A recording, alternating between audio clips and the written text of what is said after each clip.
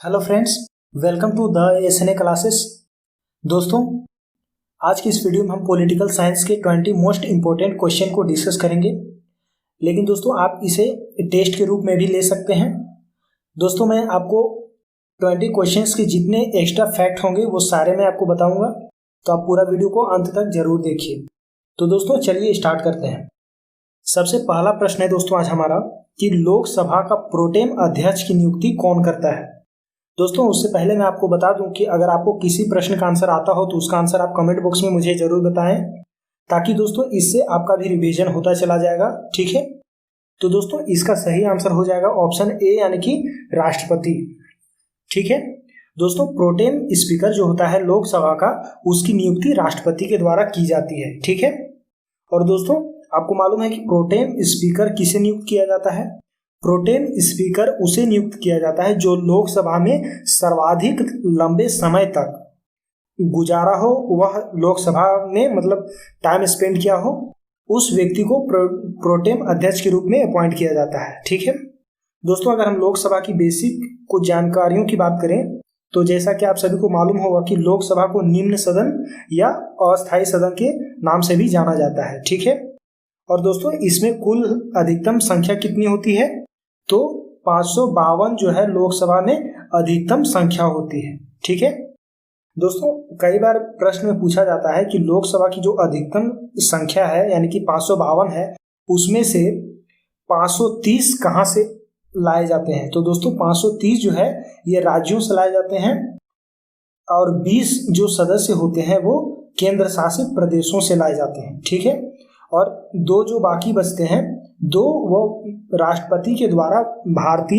आंग्लीय भारतीय को अपॉइंट किया जाता है। ठीक है, और दोस्तों अगर हम बात करें लोकसभा को किस आर्टिकल में रखा गया है, तो आर्टिकल 81 में लोकसभा का वर्णन है। ठीक है दोस्तों, नेक्स्ट क्वेश्चन की ओर बढ़ते हैं। क्वेश्चन नंबर 2 है आज का हमारा कि अनुच्छेद 70 के अंतर्गत राष्ट्रपति एवं उपराष्ट्रपति की अनुपस्थिति में कौन कार्य करेगा। दोस्तों आपसे पूछा जा रहा है कि अगर राष्ट्रपति और उपराष्ट्रपति अनुपस्थित हो तो उसकी जगह पे कौन कार्य करता है। तो दोस्तों इसका सही आंसर है ऑप्शन डी, यानी कि भारत के मुख्य न्यायाधीश। दोस्तों इस प्रश्न से हमें दो चीज सबसे पहले पता चलता है कि जो उपराष्ट्रपति और राष्ट्रपति होती है, अगर अनुपस्थित हो तो वह अनुच्छेद 70 के तहत अनुपस्थित हो सकते हैं। ठीक है, और दोस्तों अगर सिर्फ राष्ट्रपति अनुपस्थित हो तो वह आर्टिकल 65 के तहत होती है। ठीक है, तो आप जितने आपको फैक्ट बताए जा रहे हैं दोस्तों, आप उन्हें याद रखेंगे। ठीक है, अब दोस्तों अगर हम बात करते हैं भारत के मुख्य न्यायाधीश की, तो इससे रिलेटेड कई प्रश्न पूछे जाते हैं, जैसे कि भारत के मुख्य न्यायाधीश बनने की न्यूनतम आयु कितनी है। तो दोस्तों आप सभी को मालूम होगा कि 35 ईयर जो है ये मुख्य न्यायाधीश भारत का, या राष्ट्रपति या उपराष्ट्रपति या राज्यपाल, ये सारे पद जो हैं इन्हें 35 वर्ष की उम्र होनी चाहिए, तभी वह कोई व्यक्ति इस पद पर शोभित हो सकता है। ठीक है, नेक्स्ट क्वेश्चन की ओर बढ़ते हैं दोस्तों। आज का हमारा तीसरा प्रश्न है, इनमें से किस राज्य की विधानमंडल द्विसदनीय है। दोस्तों आपके पास 4 ऑप्शंस दिए हैं, आपको बताना है कि इन 4 ऑप्शंस में से कौन सा ऐसा राज्य है जो जहां पर विधानमंडल जो है द्विसदनीय है। द्विसदनीय कहने का मतलब दोस्तों कि वहां पे विधान परिषद भी है और विधानसभा भी है। ठीक है, तो दोस्तों इसका सही आंसर है ऑप्शन डी, यानी कि बिहार। बिहार एक ऐसा राज्य है, एक्चुअली दोस्तों बिहार ही नहीं, भारत में ऐसे 6 राज्य हैं जहां पर द्विसदनीय विधानमंडल व्यवस्था है। ठीक है दोस्तों, अगर हम बात करते हैं बिहार की, तो बिहार के बारे में जरा कुछ जान लेते हैं। आप देख पा रहे हैं जैसा कि यहाँ पे मैप में ये है बिहार। ठीक है दोस्तों, अगर हम इसकी कैपिटल की बात करें तो इसकी कैपिटल है पटना, और इसका गठन हुआ था 26 जनवरी 1950 ईस्वी को। ठीक है दोस्तों, यहाँ के गवर्नर हैं फागू चौहान और सीएम है यहाँ के नीतीश कुमार। और दोस्तों अगर आपसे पूछा जाता है कि विधान परिषद में बिहार की सीटें कितनी हैं, तो 75 सीटें हैं बिहार में विधानसभा में। ठीक है, सॉरी विधान परिषद में, और अगर विधानसभा में पूछा जाता है तो 243 सीटें हैं विधानसभा में। ठीक है, और राज्यसभा में 16 सीटें हैं, लोकसभा में 40 सीटें हैं। ठीक है, तो नेक्स्ट क्वेश्चन बढ़ते हैं दोस्तों। क्वेश्चन नंबर 4 है यहाँ पे, एकल नागरिकता का प्रावधान कौन से देश से लिया गया है। यहाँ पे है कि दोस्तों एकल नागरिकता का जो प्रावधान है हमारे संविधान में, वह कौन से देश के संविधान से लिया गया है। तो दोस्तों इसका सही आंसर हो जाएगा ऑप्शन बी, यानी कि ब्रिटेन। दोस्तों ब्रिटेन देश के संविधान से हमारे देश में जो एकल नागरिकता है वह लिया गया है, ठीक है। इसके अलावा दोस्तों ब्रिटेन देश के संविधान से और भी कुछ लिए गए हैं, जैसे कि संसदनात्मक शासन प्रणाली, विधि निर्माण प्रक्रिया, इस तरह के जो पार्ट हैं वो ब्रिटेन देश के संविधान से लिए गए हैं। दोस्तों यहाँ पे हमने बात करी थी एकल नागरिकता की। जिस तरह से हमारे देश में एकल नागरिकता है, उसी प्रकार से दोस्तों संयुक्त राज्य अमेरिका में दोहरी नागरिकता है, ठीक है। और दोस्तों अगर हम संयुक्त राज्य अमेरिका की बात करें कि संयुक्त राज्य अमेरिका देश से कौन से पार्ट को लिया गया है हमारे संविधान में, तो सबसे पहला है दोस्तों कि फंडामेंटल राइट्स, यानी कि मूल अधिकार जो है वो संयुक्त राज्य अमेरिका देश के संविधान से ही लिया गया है। साथ ही राष्ट्रपति पर जो महाभियोग की प्रक्रिया लगाई जाती है, यानी कि जो राष्ट्रपति के पद से हटाने की प्रक्रिया है, वह भी संयुक्त राज्य अमेरिका देश के संविधान से ही ली गई है, ठीक है। नेक्स्ट है यहाँ पे अगर हम बात करें कनाडा की, तो कनाडा जो है इस राज्य से राज्यपाल की जो नियुक्ति प्रक्रिया है वह कनाडा देश के संविधान से ही ली गई है। साथ ही संसाधनात्मक या संघात्मक विशेषताएं भी कनाडा देश के संविधान से ही लिया गया है, ठीक है। नेक्स्ट क्वेश्चन है, क्वेश्चन नंबर 5 है हमारा, भारत के सर्वोच्च न्यायालय की भाषा है। दोस्तों आपके पास 4 ऑप्शंस हैं, आपको बताना है कि इन 4 ऑप्शंस में से भारत का जो सर्वोच्च न्यायालय यानी सुप्रीम कोर्ट है उसकी भाषा क्या है। तो दोस्तों इसका सही आंसर हो जाएगा ऑप्शन सी, यानी कि अंग्रेजी। भारत की जो सर्वोच्च न्यायालय है उसकी भाषा अंग्रेजी है, ठीक है। दोस्तों अगर हम बात करते हैं सर्वोच्च न्यायालय के गठन की, तो 28 जनवरी 1950 ईस्वी को सर्वोच्च न्यायालय का गठन हुआ था, ठीक है। और दोस्तों आपको मालूम है कि सर्वोच्च न्यायालय अभी इस नाम से जाना जाता है, लेकिन 28 जनवरी 1950 से पहले इसे संघीय अदालत के नाम से जाना जाता था, ठीक है। दोस्तों कई बार प्रश्न पूछा जाता है कि सर्वोच्च न्यायालय में कुल न्यायाधीश कितने होते हैं। तो 34 कुल न्यायाधीश होते हैं, जिसमें से एक मुख्य न्यायाधीश होता है और 33 अन्य न्यायाधीश होते हैं, ठीक है। नेक्स्ट क्वेश्चन है गाइस यहाँ पे, भारत में राजनीतिक दलों को मान्यता कौन देती है। तो दोस्तों भारत में जो राजनीतिक दल होते हैं उसे मान्यता किसके द्वारा दी जाती है, तो निर्वाचन आयोग के द्वारा मान्यता दी जाती है राजनीतिक दलों को, ठीक है। दोस्तों अगर हम बात करते हैं निर्वाचन आयोग की स्थापना की, तो इसकी स्थापना हुई थी 25 जनवरी 1950 को, ठीक है। और दोस्तों निर्वाचन आयोग जो है उनकी नियुक्ति किसके द्वारा की जाती है, तो राष्ट्रपति के द्वारा निर्वाचन आयोग में पदों की नियुक्ति की जाती है। और दोस्तों आपको मालूम है कि निर्वाचन आयोग में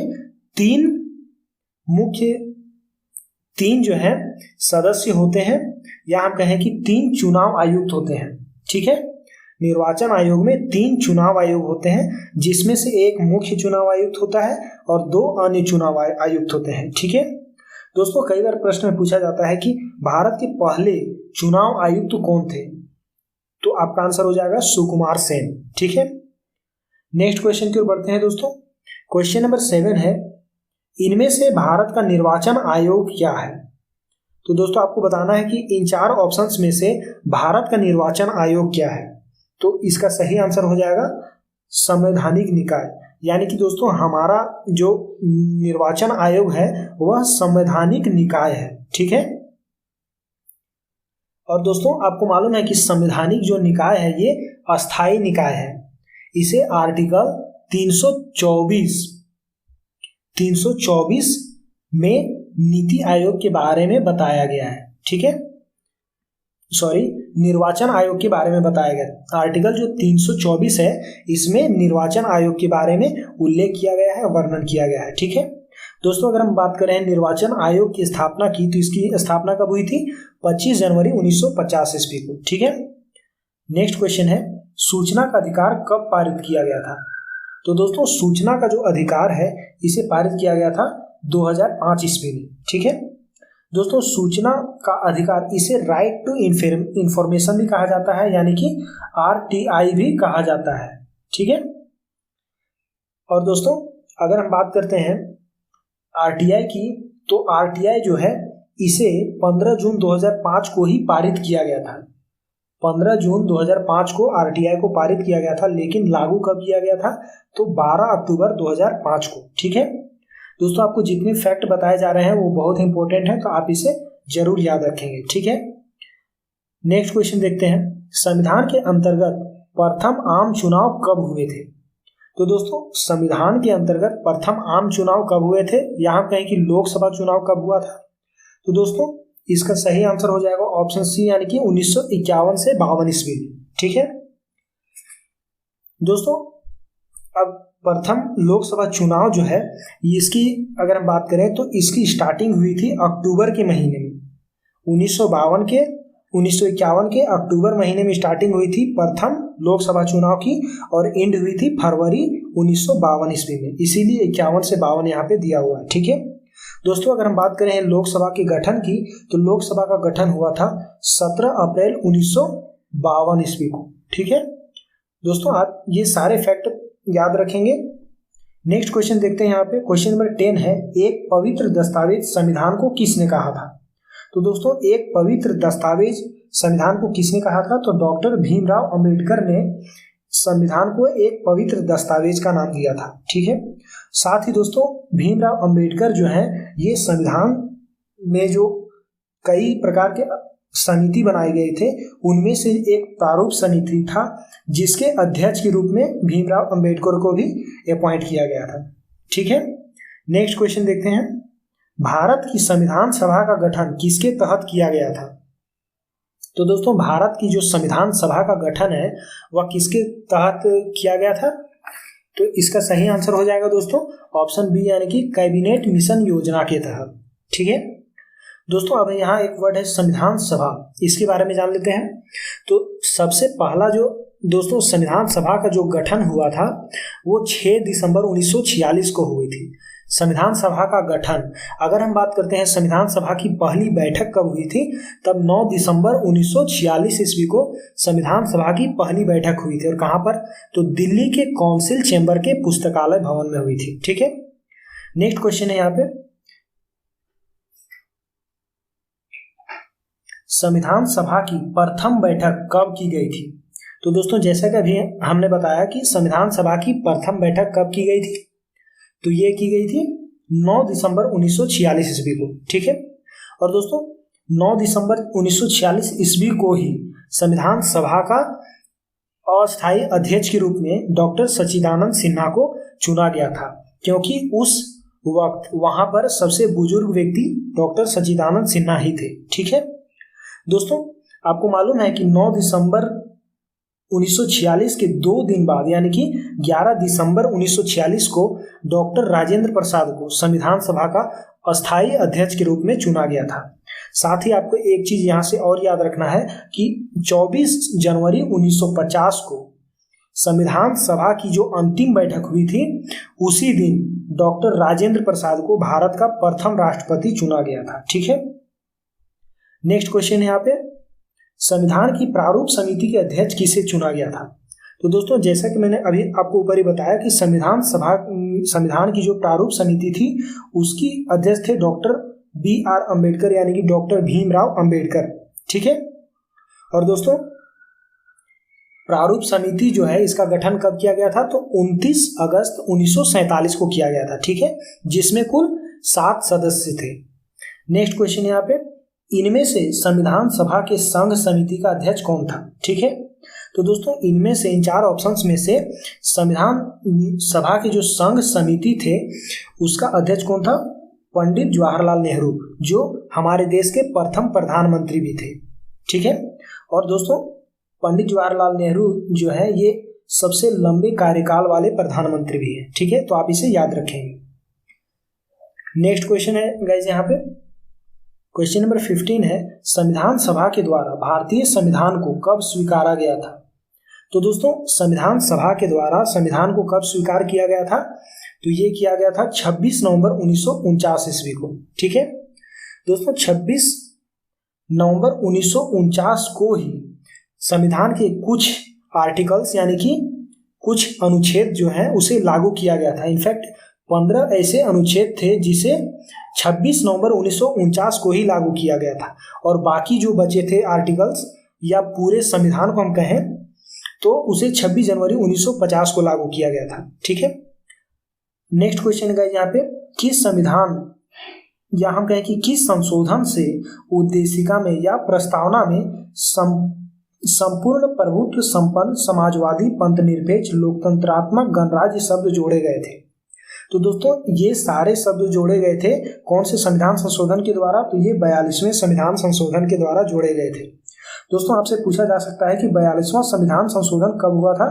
तो ये हुआ था 1976 ईस्वी में। ठीक है, और दोस्तों आपको एक फैक्ट और बता दूं कि संविधान की जो उद्देशिका है या प्रस्तावना है, वह प्रस्तावना में मात्र एक बार ही संशोधन किया गया है, और वो है 42वां संविधान संशोधन। ठीक है दोस्तों, 42वें संविधान संशोधन के द्वारा ही हमारे संविधान में मूल कर्तव्यों को जोड़ा गया है। ठीक है, नेक्स्ट क्वेश्चन है यहाँ पे, संविधान देने का प्रस्ताव संविधान सभा के द्वारा कब पारित किया गया? संविधान देने का प्रस्ताव संविधान सभा के द्वारा कब पारित किया गया था? तो दोस्तों ये पारित किया गया था 22 जनवरी 1947 को। ठीक है, और दोस्तों नेक्स्ट क्वेश्चन की ओर बढ़ते हैं, भारतीय संविधान सभा के कुल कितने अधिवेशन हुए थे? तो दोस्तों संविधान सभा में कुल कितने अधिवेशन हुए थे? तो 12 अधिवेशन हुए थे। ठीक है दोस्तों, जिसका पहला अधिवेशन कब किया गया था? तो 9 दिसंबर 1946 को किया गया था। ठीक है, और इसमें कुल कितनी बैठकें हुई थी?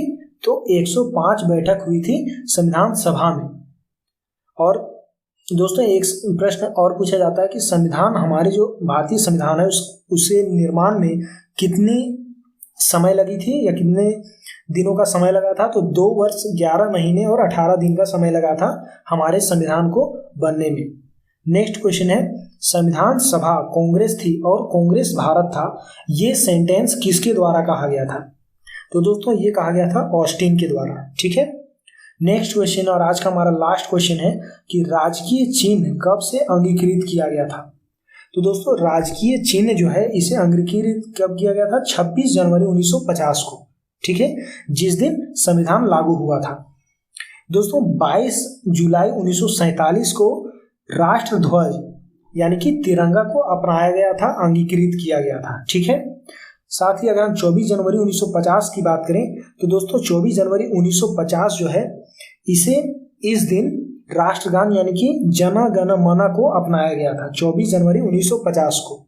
और दोस्तों इसी दिन हमारे देश के प्रथम राष्ट्रपति के रूप में डॉक्टर राजेंद्र प्रसाद को चुना गया था। ठीक है दोस्तों, हमने अभी बात की जन गण मन की, तो दोस्तों इसके रचयिता हैं रविंद्रनाथ टैगोर। ठीक है, और दोस्तों आपको एक बात और बता दूं कि रविंद्रनाथ टैगोर जो हैं इन्होंने बांग्लादेश के भी राष्ट्रगान की रचना की है, साथ ही श्रीलंका देश की भी राष्ट्रगान की रचना रविंद्रनाथ टैगोर के द्वारा ही की गई है। ठीक है, तो दोस्तों आज का था ये हमारा वीडियो। आपको ये वीडियो कैसा लगा?